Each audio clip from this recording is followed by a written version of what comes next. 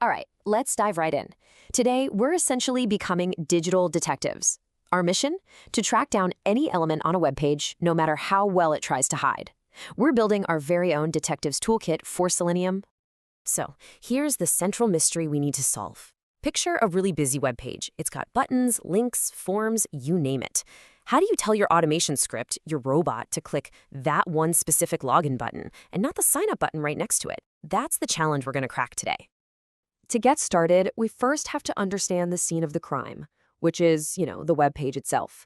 Every page has a complex structure, and our script needs a way to navigate through it to find the exact clues that will lead it to the element we want. And the tool we use for finding those clues? It's called a locator. The best way to think of it is like a unique address, or maybe even a fingerprint. It's that one piece of information that our automation tool, Selenium, uses to pinpoint an element. Honestly, without a good locator, our script is completely lost. It's just flying blind. And what are we actually looking for on this web page? Well, basically anything a real person could see or interact with. The input fields for your username and password, the submit buttons, any links you might follow, dropdowns, checkboxes, even images. In the world of automation, we just call all of these elements. So let's start by opening up our basic toolkit. These are the straightforward, everyday locators you're going to use in most of your investigations. Think of them as the simple, obvious clues that can often solve the case right away. First up, we've got the most reliable clue of them all, the ID. Seriously, think of this as an element's social security number. On any well-built web page, every important element should have a totally unique ID. This makes it the absolute fastest and most stable way to find something. It should always be the first thing you look for. And what's so great is how direct this is. Look at this. On the left, you see the HTML clue, an input tag with an ID of email. Then, on the right, you've got the Selenium command. It's practically a one-to-one translation. Hey Selenium, find the element by its ID, and that ID is email. It's that simple and super effective.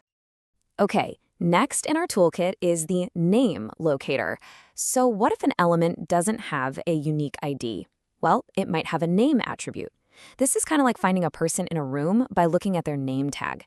It's super common, especially in web forms. And again, look at how beautifully simple this is. The HTML has an input with the name password, and the Selenium command, it maps directly to it, using by.name to find that exact element.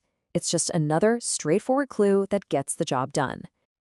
But here's a really important warning for our investigation. Unlike an ID, which really should be unique, a name can sometimes be shared by multiple elements, like a group of radio buttons, for example. If that happens and you use by name, Selenium will just grab the very first one it finds, which might not be the one you want. So, the key takeaway here? Always double check if that name is truly unique before you rely on it. All right, our next tool is className. A great way to think of a class is like a team jersey.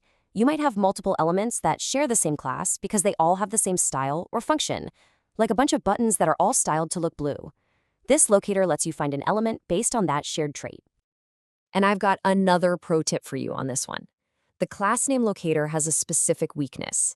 It can only find a single class name. So if you have an element whose class has a space in it, like button primary, this locator is going to fail. That's because it thinks button primary is one single long class name. Don't worry though, for those situations, you just need to pull out a more powerful tool, and we're getting to that very soon. And finally, in our basic toolkit, we have two specialists just for finding hyperlinks. LinkText is for finding a link by matching the exact visible text you see on the page. Then there's partialLinkText, which is a bit more flexible. It can find a link even if you only know part of its text. This is super helpful for those really long or dynamically changing link labels. Okay, we've gone through the simple clues, but what happens when the case gets tough? When there's no ID, no unique name, and the class name is tricky? Well, that's when we have to move into advanced forensics. It's time to unlock the real power of our toolkit with something called XPath. So what on earth is XPath? Well, it stands for XML Path Language, and it's less of a simple clue and more like a full-blown GPS for the web page's HTML structure. It lets you write out a very specific path to an element. It can find absolutely anything, anywhere on the page, based on its relationship to everything else around it. It's incredibly powerful. So when do you reach for this master tool? Well, you use it when the easy clues, ID, name, class, just aren't there.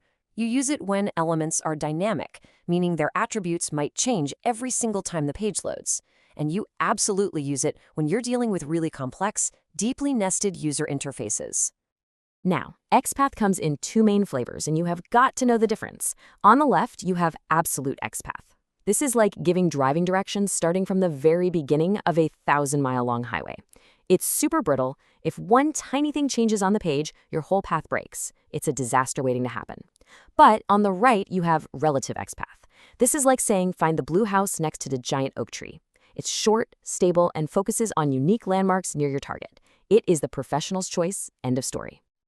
Let's look at some of these killer techniques. To really master relative XPath, you need a few key moves. First, you can find something by its visible text, which is perfect for buttons like login.